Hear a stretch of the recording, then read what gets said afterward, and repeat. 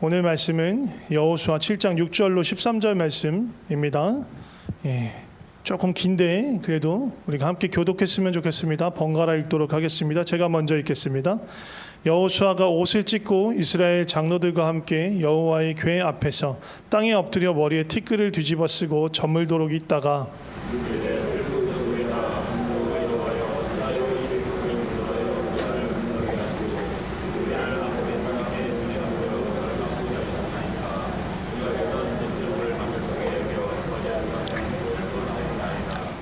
주여, 이스라엘이 그의 원수들 앞에서 돌아섰으니 내가 무슨 말을 하오리이까?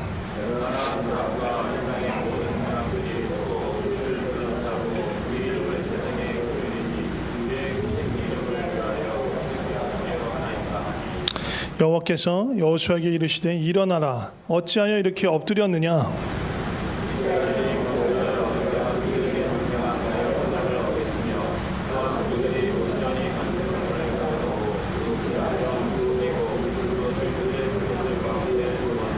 그러므로 이스라엘 자손들이 그들의 원수 앞에 능히 맞서지 못하고 그 앞에서 돌아섰나니 이는 그들도 온전히 바친 것이 됨이라. 그 온전히 바친 물건을 너희 중에서 멸하지 아니하면 내가 다시는 너희와 함께 있지 아니하리라. 너희는 일어나서 백성을 거룩하게 하여 이르기를 너희는 내일을 위하여 스스로 거룩하게 하라. 이스라엘의 하나님 여호와의 말씀에 이스라엘의 너희 가운데에 온전히 바친 물건이 있나니 너희가 그 온전히 바친 물건을 너희 가운데 제하기까지는 내 원수들 앞에 능히 맞서지 못하리라. 아멘. 아까도 말씀드렸지만 지난주에 우리 여리고를 정복해 가는 그런 과정에 대해서 말씀을 나눴습니다. 이스라엘 군대가 그 당시 이스라엘 정규군의 편성이 몇 명이었다고요? 60만 명.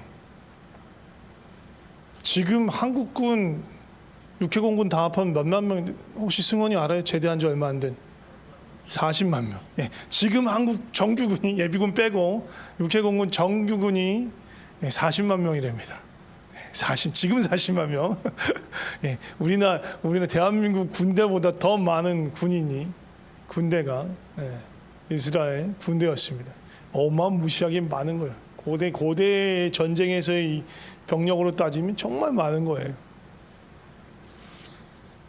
그런데 그러니까 이 60만이라는 군대가 너무 많으니까 사실은 그 145태 때 중국이 무슨 전술을 썼어요? 인해 전술. 그냥 숫자를 밀고 내려오는 거야. 막 죽든지 말든지 그냥 죽으면 그 시체를 그냥 지나서 엄청난 사람이 개떼처럼 막 밀려오니까 감당해야 되지 뭐 다시 쫓겨나는 거예요. 이게 수복해서 원래 저 낙동강 이나까지 쫓겨나갔다가 인천 상륙작전하고 그래서 다시 이게 북진해서 거의 압록강까지 거의 진격을 했었는데 중공군이 밀려드니까 다시 후퇴하기 시작한 거예요. 밀려나고 전선이 밀려나기 시작한 거예요. 너무 많은 병력이 밀려오니까 어떻게 당해내지 못하는. 비슷한 거예요. 이스라엘 이 정도 60만 대군이면 그냥 밀어붙이면 돼. 앞에서 죽든지 말든지 계속 보내면 돼. 어마어마한 희생이 따랐을지 모르겠지만 어쨌든 정복했을 수도 있어요. 그런데 하나님께서는 이스라엘이 그런 방식으로 싸우기를 원치 않으셨어요. 자기의 숫자, 자기의 강함을 믿고 싸우기를 바라지 않으셨습니다. 그래서 하나님께서 취한 방법 첫 번째 뭐냐 하면 요단강을 건너자마자 하신 일이 뭐냐? 무장시키고 훈련시킨 게 아니라 뭐 했다고요? 할례했어요. 할례. 무방비 상태. 적의 공격에 아무런 저항할 수 없이 그냥 건들면 다 죽을 수밖에 없는 그런 상태에 그 백성들에게 명하셔서 그렇게 하고 백성들은 순종해서 그렇게 행하고 그럼에도 불구하고 아무런 적의 공격이 없이 하나님께서 보호해 주셨어요. 아무리 내가 취약하고 무방비 상태고 아무것도 할 수 없을지라도 하나님께서 우리를 보호하시는구나라는 걸 경험한 거예요. 그리고 여리고성 공격할 때 어떻게 했어요? 지난주에도 말씀드렸죠. 일주일 내내 돌아요. 그리고 마지막 날은 7바퀴 돌아요. 7바퀴가 그냥 동네 한 바퀴 도는 게 아니고 7바퀴 돌려면 몇십 킬로를 돌았어야 된다니까요. 군대에서 행군 해보신 분들은 아시겠지만 행군하면 진이 빠져요. 몇십 킬로 걷고 나면. 우리가 또 보통 일반 병들은 무슨 특전 부대 뭐 그런데 아니고 일반 병들은 정말 죽어나요. 예. 특수부대야. 늘상 훈련하고 하니까 그래도 어느 정도 전투력을 갖추고 있지만 일반 사병들은 그 정도로 고강도 훈련을 하지 않는단 말이에요. 그러니까 한번 행군하고 나면 뻗는단 말이에요. 근데 몇십 킬로를 새벽부터 일어나서 걸었어요. 또 군대에 계셔서 죄송한데 군대에서 행군은 보통 낮에 안 하고 밤에 해요. 야간 행군해요. 왜냐하면 낮에 하면 너무 고돼요. 그 낮에 내리쬐는 태양볕에서 걸으면 쓰러져 나간단 말이에요. 픽픽픽 쓰러져 나가요. 네. 병력 손실이에요. 그러니까 그렇게 안 해요. 전투력을 최대하기 위해서 밤에 이동하고 그래야 이 몸이 건강한 상태로 전투력을 유지한 상태로 싸울 수 있어요. 그런데 이스라엘 백성 언제부터 걷기 시작했다고? 마지막 날에 새벽 일찍. 새벽이 지나면 뭐예요? 아침이 와요. 동이 터요. 점심 무렵 대낮까지 계속 돈 거예요. 몇십 킬로를. 얼마나 힘들었겠어요. 진이 다 빠졌어요. 뭐 숟가락 하나 들 힘도 없었을지도 몰라요. 지칠 대로 지치게. 힘이 다 뺀 상태에서 네 힘으로 하는 거 아니야. 전쟁은 절대로 네 힘으로 하는 거 아니야. 그걸 가르쳐 주시는 거예요. 아무것도 안 했는데 여리고성이 무너져요. 그리고 들어가는 거예요. 무너질 때 이미 적들은 그냥 기진맥진했어요. 그 성벽만 의지하고 있었는데 성벽이 무너지자 저기서 막 수많은 사람이 새카만 사람들이 쳐들어오는데 그들이 숟가락을 들 힘이 있는지 없는지 모르죠. 그들은 막 들어오는 거예요. 그냥 스스로 도망가고 막 너무 정신이 없었어요. 거기서 다 죽임을 당합니다. 하나님께 가르쳐 주시는 거예요. 앞으로 이 가나안에서 있을 모든 전투가 길갈에서의 할례와 같을 것이고 여리고성의 전투와 같을 것이다. 너의 힘으로 하는 거 아니다. 네가 가장 연약할 때도 내가 너를 붙잡을 거고 너의 힘이 다 빠졌을 때도 내 힘으로 승리하는 것이다. 그걸 가르쳐 주시는 거예요.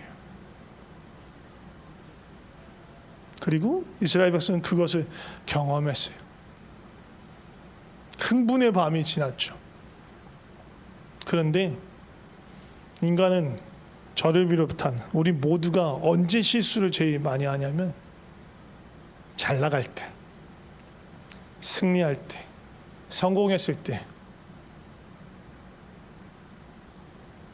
뭔가 일이 잘 풀릴 때 가장 방심하기 쉽습니다. 마음이 해이해지기 쉬워요. 높아지기 쉬워요.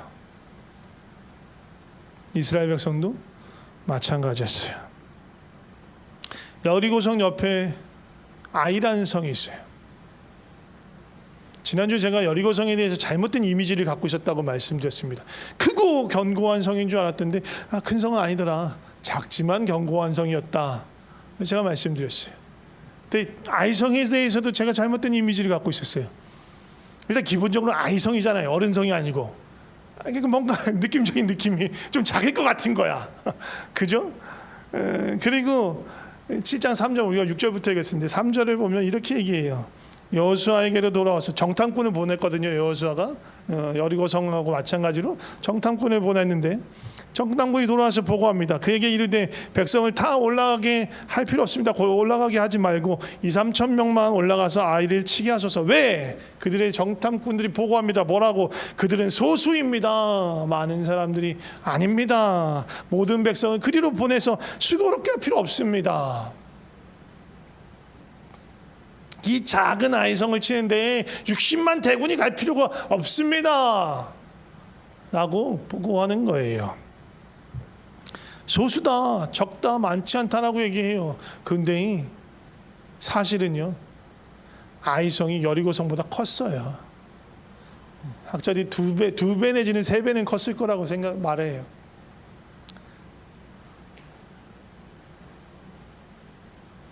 그래도 그들 눈에 보기엔 작게 보이는 거예요. 별거 없다.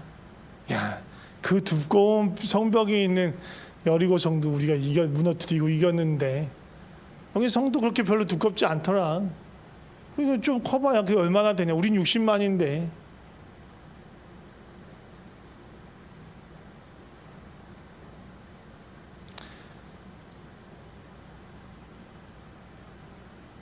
그러니까 사실은 아까도 잠깐 얘기했지만 가나안 땅에 있는 성읍들이 개별적으로 이스라엘 백성하고 맞붙이면 이길 수가 없어요. 숫자로 따지면 숫자와 병력 싸움으로 보면 이길 수가 없어요. 그래서 나중에 우리가 이제 여호수아서 보면 알겠지만 혼자 싸우지 않아요. 연합군을 만들어요. 연합군을 만들어야 이스라엘 백성을 이스라엘 군대를 대응할 수 있기 때문에 그들이 힘을 합치는 거예요. 그냥 자기네 성읍 하나하나만 개별적으로 싸워서 도저히 이 개떼 같은 인간들을 이길 수가 없다. 우리 힘을 합치자. 그래서 힘을 합치는 거예요. 정탐꾼의 보고가 실제로 그런 거예요. 이거 성업 이거 우리가 한번 그 여리고를 밀어봤으니까 아는 거예요.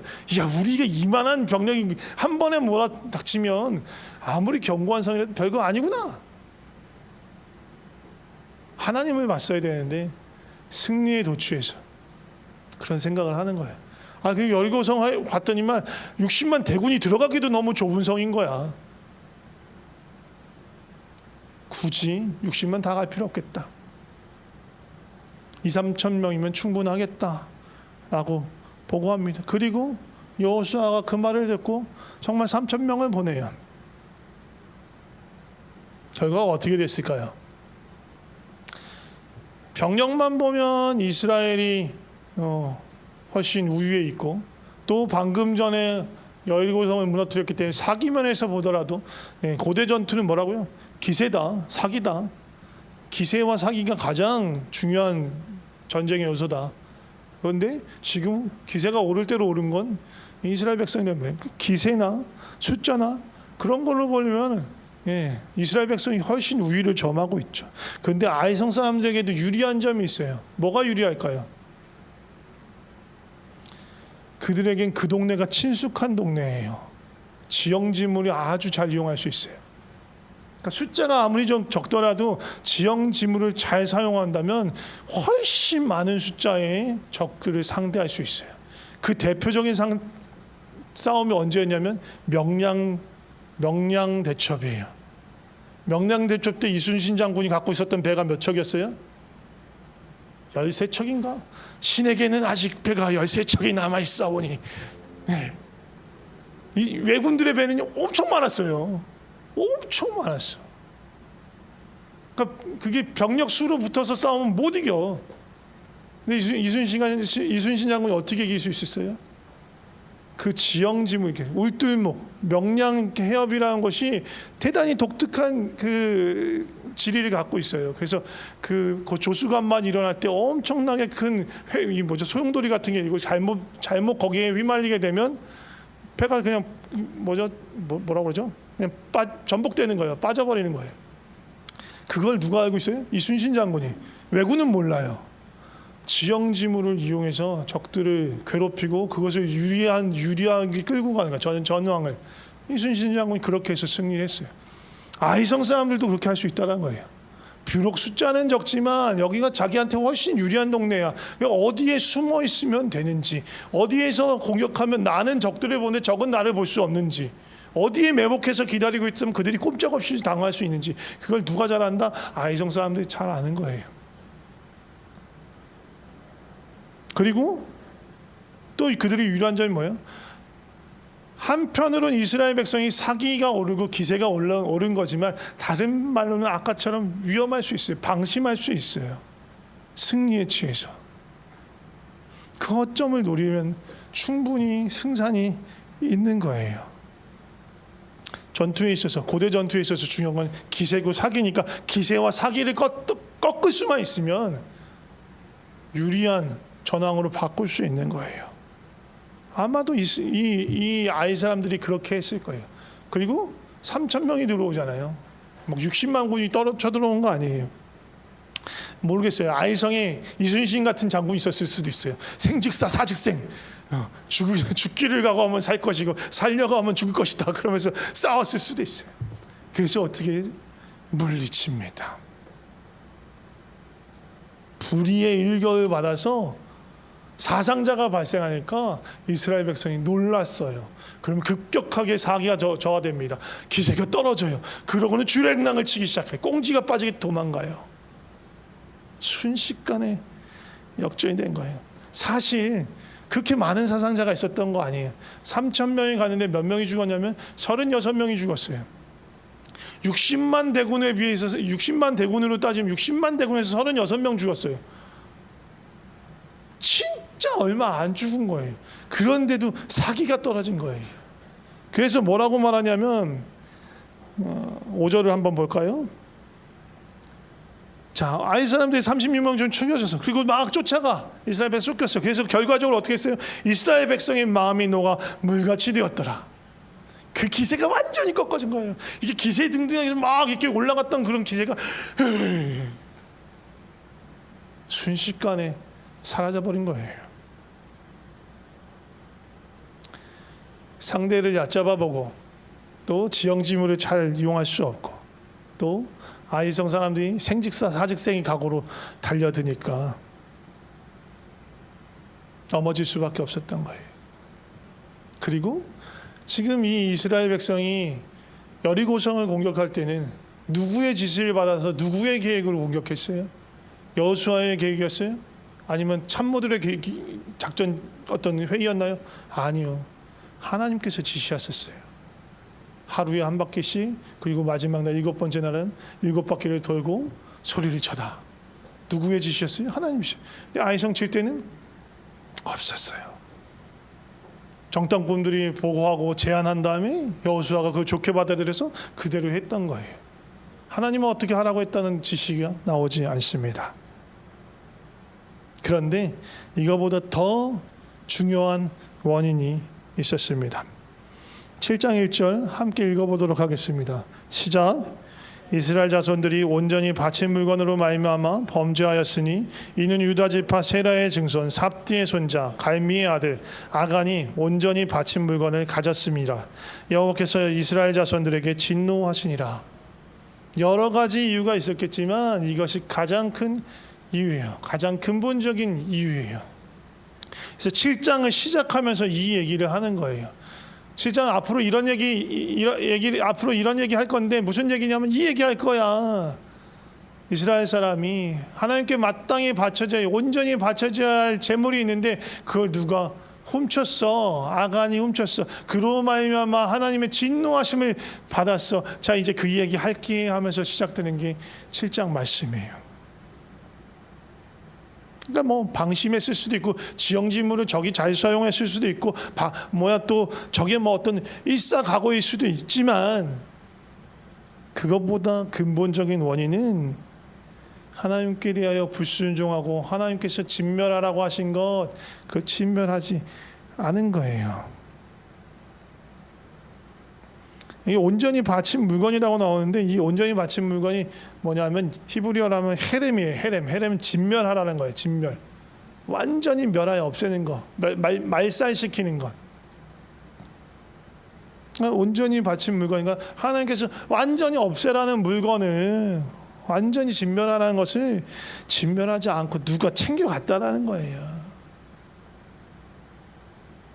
그런데 지금 이 상황이 벌어지는 것 가운데 여호수아가 이걸 알았을까요? 몰랐어요. 지금 이거는 이 일이 있은 후에 기록했으니까 독자들에게 알라고 1절에 써놨지만 이 사건이 진행되는 동안 여호수아는 전혀 알 수가 없었어요. 무슨 일 때문에 졌는지 알 수가 없었어요. 너무너무 속이 상하는 거예요. 이스라엘이 진 것도 충격적이고 져서 꼬랑지가 빠지게 도망치고 그로 인해서 사기가 떨어지고 그리고 여호수아는 더 큰 그림을 봐요. 지금 단순히 한 번 진 게 문제가 아니고 지금 전쟁이 너무너무 많이 남았어요. 가나안 땅 전체를 정복해 가는 과정인데 거의 이제 두 번째 전쟁을 한 거예요. 첫 번째 여리고 전쟁만 여리고 전쟁이 지났을 때 어땠을 것 같아요? 이스라엘의 사기가 높아진 건 또 중요하지만 그보다 중요한 거는 주변에 있는 모든 가나안 민족이 이 여리고 얘기를 들었단 말이에요. 여리고성이 어떻게 무너졌는지 들었단 말이에요. 와, 저들의 하나님 여호와는 정말 전능한 하나님이시구나. 손도 안 되는데 그 견고한 여리고 성읍이 무너져 내렸구나. 우리는 앞으로 어떻게 저 이스라엘 군대들을 막을 수 있을까? 저들의 하나님이 저들하고 함께 한다면 우리는 절대로 이길 수 없을 것이다 라는 그런 두려움이 있었던 거예요. 그런데 지금 아이성이란 작은 성에서 꽁지가 빠지게 도망갔다는 소식을 적들이 다 알면 어떻게 돼요? 야, 이스라엘 백성도 천하무적은 아니구나. 그들의 하나님도 늘상 이기는 건 아니구나. 얼마든지 해보려면 해볼 수 있겠구나. 야, 우리도 한번 싸워보자. 야, 어떻게든 맞붙어 보자. 이렇게 되는 거예요. 그럼 앞으로 정복하는 과정이 쉴까요, 어려울까요? 어려워집니다.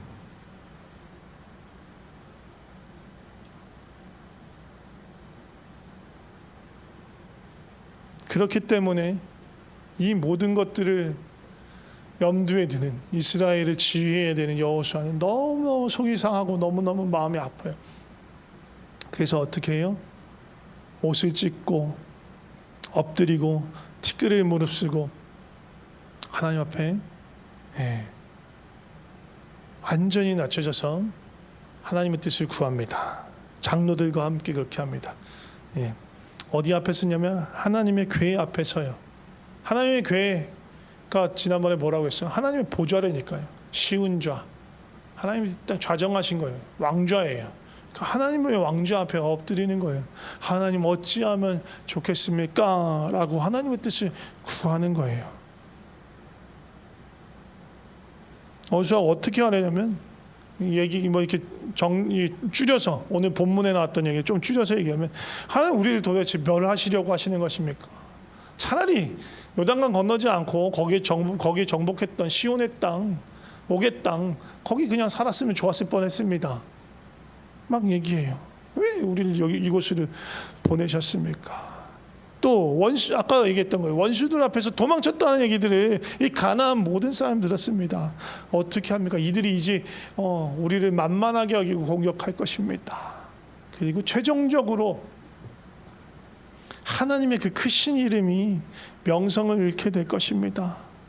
이 이방의 사람들이 할례 받지 않은 이 이방 사람들이 하나님의 이름을 우습게 할 것입니다. 하나님 어떻게 하실 겁니까? 하나님 앞에 엎드렸어요. 이게 진짜 여호수아가 몰라서 하는 얘기예요. 하나님 입장에서는 되게 당황스러운 거예요. 똥은 누가 쌌는데 똥을 자꾸 나한테 똥을 치우라고 하는 거예요. 하나님 입장에서는 지들이 나한테 묻지도 않고 지들이 나쁜 짓 하고 지들이 잘못해서 그렇게 된 건데 왜 나한테 내 이름이 뭐 어쩌고저쩌고 하는 거예요. 내가 시켰냐? 막 하나님 입장에서 이러실 수 있어요. 야, 내가 하라고 한 일도 아니고 내 지시를 따른 것도 아니고 니들이 범죄한 가운데 그렇게 나가서 그렇게 해놓고서 왜 나한테 내 이름을 들먹이면서 그러느냐. 하나님 입장에서 그러실 수 있어요. 어쨌든 하나님께서 답하십니다. 11절에 이렇게 말씀하세요. 이스라엘이 범죄하여 내가 그들에게 명령한 나의 언약을 어겼으며 또한 그들이 온전히 바친 물건을 가져가고 도둑질하며 속이고 그것을 그들의 물건들 가운데 두었느니라.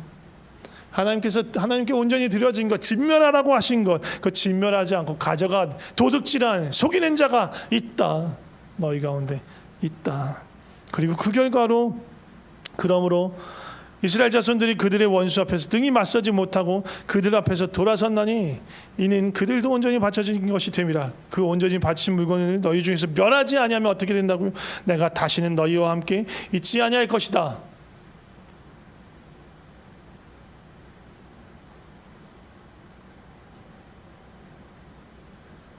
그리고 13절에 뭐라고 하면 너희가 그 온전히 바친 물건을 너희 가운데서 제하기까지 네 원수들 앞에 능히 맞서지 못할 것이다.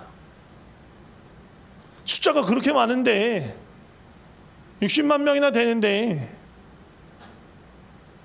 적들에게 맞서지 못한대요. 힘으로 싸울 수 없대요. 싸우는 족족 패할 거래요. 왜? 하나님께서 함께 하시지 않으니까. 왜? 그들이 멸하여야 되는 물건들을 멸하지 않았으니까. 하나님께 온전히 바쳐야 되는데 바치지 않았으니까. 진멸하라 하신 그 물건들을 그것들을 온전히 진멸하지 않으면 하나님의 은혜와 능력 안에 머물 수 없는 거예요. 우리도 마찬가지인 거예요.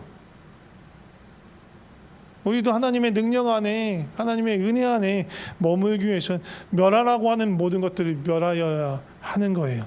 이게 사실은 영적 전쟁의 기본이에요.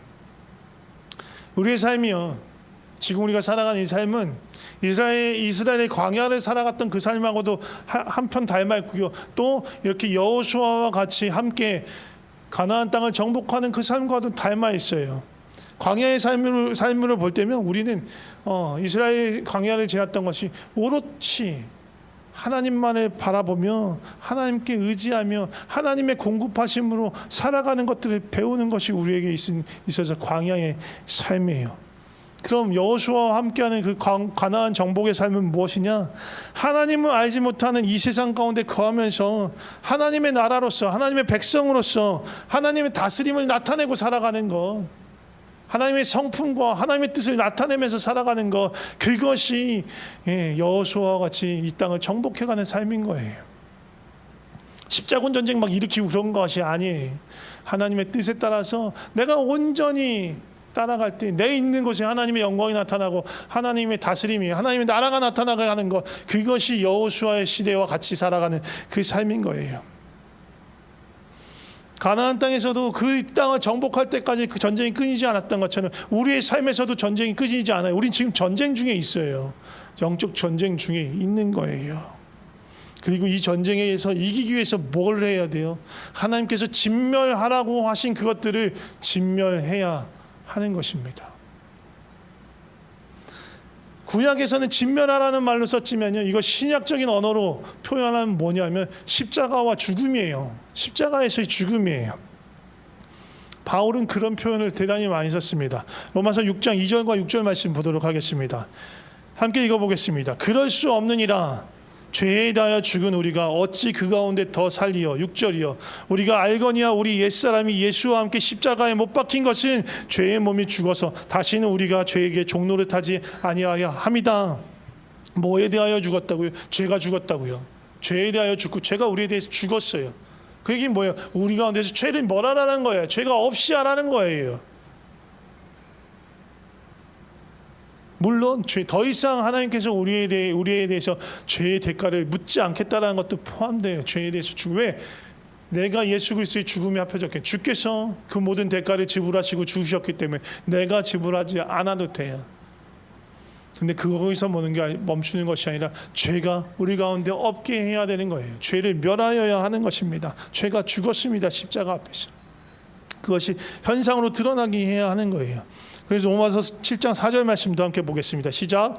그러므로 내 형제들아 너희도 그리스도의 몸으로 말미암아 율법에 대하여 죽임을 당하였으니 이는 다른 이 곧 죽은 자 가운데서 살아나신 이에게 가서 우리가 하나님을 위하여 열매를 맺게 하려 합니다. 뭐에 대하여 죽었다고? 율법에 대하여 죽었다.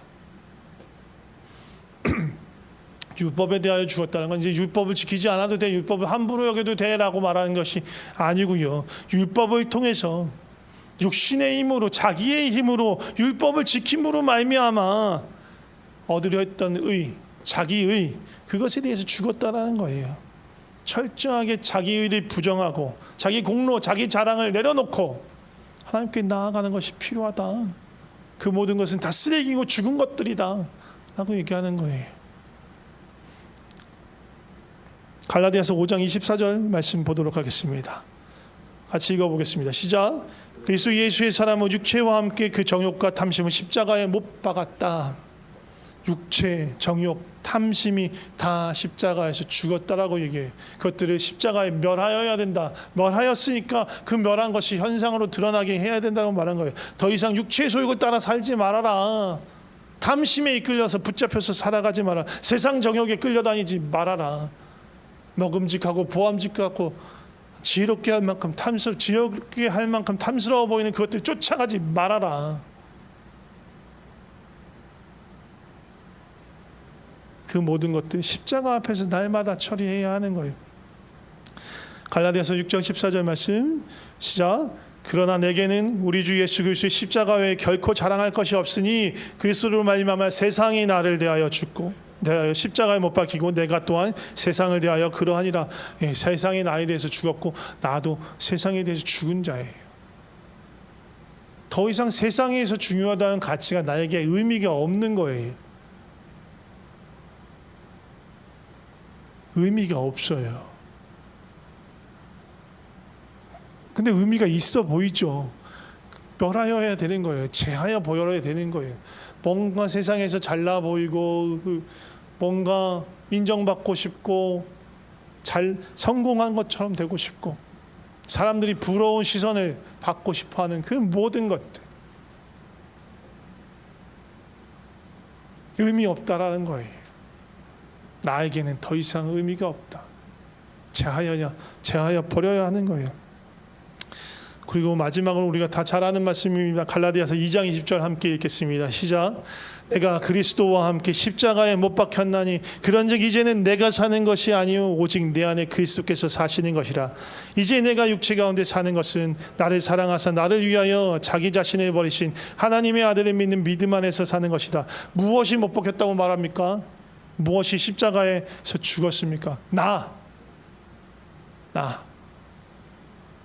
나의 유익을 붙들고 나의 안전을 바라고 나의 계획과 소원을 쫓아가는 삶, 내가 주도하고 내가 이끌어가고 내가 원하고 바라는 것을 얻으려 하는 그 삶, 그 나가 죽었다라는 거예요. 더 이상 나는 나의 의지로, 나의 방향으로, 나의 계획으로, 나의 소망으로 살지 않는다. 그럼 무엇으로 하느냐? 예수의 마음으로, 예수의 생각으로, 예수의 뜻으로 움직이는 사람이라. 지금 그렇게 바울 고백하고 있는 거예요. 그러니까 나는 십자가에서 철저하게 죽어야 되는 거예요. 제하여져야 되고 멸하여져야 되는 거예요. 하나님께서 원하시는 거예요. 그리고 제하여지고 멸하여질 때, 온전히 바쳐질 때 하나님 승리가 온전히 나에게 임할 수 있습니다. 그런데 이렇게 죽이는 것도, 죽임의 현상, 이미 하나님께서 이기시고 죽이신 그것들을 현상으로 드러나게 하는 것도 내 힘으로 할 수 없어요. 내 의지로 할 수 없어요. 그래서 뭘 해야 돼요? 성령님께 구해야 되는 거예요. 날마다 구해야 되는 거예요. 날 도와주세요. 십자가에서 이루신 그 죽음이 오늘 나에게도 여전히 작동되고 그것이 현실로 나타날 수 있게 주여 성령님 나를 도와주세요. 성령님 나로 이 십자가를 붙들고 주께서 멸하시고 제하시라는 것, 죽었다고 하신 그 모든 것들이 죽은 것으로 드러나게 날마다 그렇게 이끌어 주시옵소서.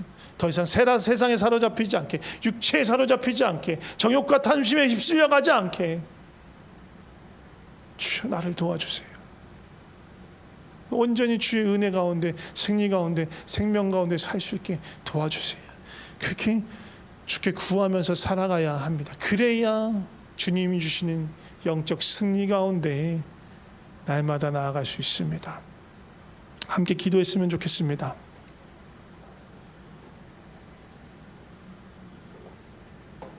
먼저는요, 스스로 서 있다 착각하는 그런 마음 내려놓을 수 있도록 주여 도와주시옵소서.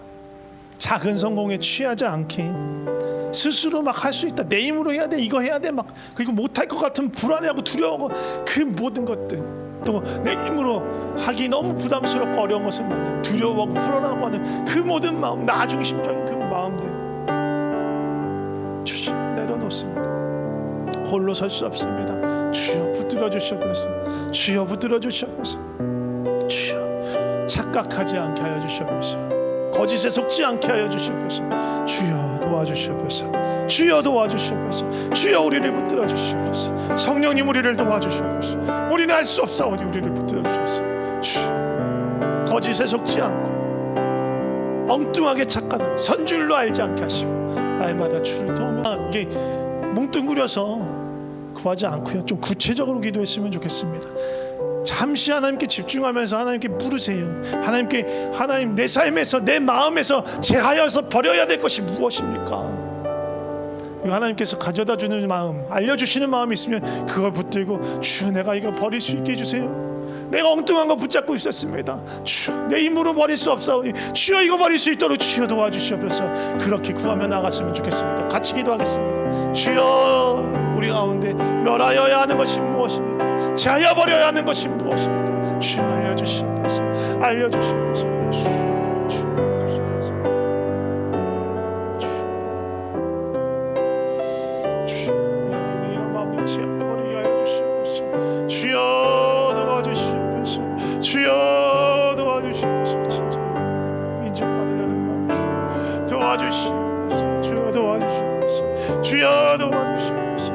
아버지 불쌍히 여겨주시옵소서. 아버지 주의 도우심이 있어야 할 수 있습니다. 주여, 주께서 십자가에 이기신 그 십자가 승리가 죽으심 아버지 여전히 우리 삶에 적용될 수 있도록 주여 역사해 주시옵소서. 주여 역사해 주시옵소서. 마지막으로 한 가지만 더 기도하겠습니다. 이스라엘이 가나안을 정복해 나가는 것처럼 주님께서 우리 삶의 현장에서 하나님의 나라가 드러나길 원하십니다. 나 있는 바로 그곳이 하나님 나라 되게 하여 주시옵소서. 하나님의 다스림과 하나님의 뜻이 이루어지는 곳이 되게 하여 주시옵소서. 내가 주님께 순종하여 주의 뜻을 드러내는 주의 다스림을 나타내는 곳이 되게 하여 주시옵소서 라고 선포하면서 기도했으면 좋겠습니다. 같이 기도하겠습니다. 하나님, 내 있는 그곳, 나 머무는 그 모든 곳이 주의 나라임을 선포합니다. 주여, 날마다 주 앞에 머물게 하시고 주의 다스림 가운데 들어가게 하여 주시옵소서. 주여, 그래서 그곳 가운데 내가 어디에 머물든, 가정에 머물든, 교회에 있든, 또 일터에 있든, 또 거리를 지나다니든, 사람을 만나고 또 시장을 보고 그 모든 활동 가운데, 그 모든 곳에 주의 나라가 임하게 하여 주시옵소서. 주의 나라가 임하게 하여 주시옵소서. 주여, 주여 역사하여 주시옵소서. 주여 역사하여 주시옵소서. 주여 역사하여 주시옵소서. 기도하겠습니다. 하나님 감사합니다. 하나님께서는 강한 자, 능력 있는 자, 뭔가 많이 알고 힘 있는 사람들을 사용하지 아니하시고 약한 자, 부족한 자, 힘없는 자들과 함께 하시기를 기뻐하십니다. 그래서 이렇게 연약하고 부족한 우리들을 주님께서 기뻐 맞아주시고 불러주셔서 감사합니다. 주님, 우리가 하나님 앞에서 스스로를 자랑하지 않게 하여 주시옵소서. 스스로를 나타내는 것이 아니라 오직 하나님만을 자랑하고 하나님을 나타내며 하나님의 승리 안에 머물게 하여 주시옵소서. 주님께서 원하시는 것은 순종입니다. 온전한 순종입니다. 따르라고 하실 때 따라가고, 버리라고 하실 때 제해버리라고 하실 때 내려놓고 버리고 제하는 순종하게 하여 주시옵소서. 주님, 우리 안에 버려야 할 것들 있다면 주님께서 버리라고 말씀하셨는데, 제하여버리라고 말씀하셨는데 아직도 붙들고 있는 것이 있다면, 놓지 못하고 미련을 갖고 있는 것도 있다면 주님, 우리로 하여금 우리 모습을 마주하게 하여 주시옵소서. 얼마나 미련한지, 또 우리가 붙들고 있는 것이 얼마나 헛된 것인지 알게 하여 주시고 버릴 수 있게 도와주시옵소서. 주님, 우리의 힘으로, 우리의 의지로 할 수 없습니다. 성령님, 우리를 붙들어 주시옵소서. 우리를 도와주시옵소서. 주님은 어떤 제사보다, 어떤 예배보다 주의 말씀을 듣고 청종하여서 순종하는 그것을 기뻐하십니다. 우리의 모든 삶이 그렇게 주님께 순종하여 엉뚱한 것 다 제하여 버리고 온전한 마음으로 순종하는 그런 예배의 삶이 되게 하여 주시옵소서. 우리 삶이 너무너무 부족합니다. 연약합니다. 그러나 주님의 은혜를 의지하여 우리의 삶을 주님께 드립니다. 주님 감사합니다. 예수 그리스도 이름으로 기도드립니다. 아멘.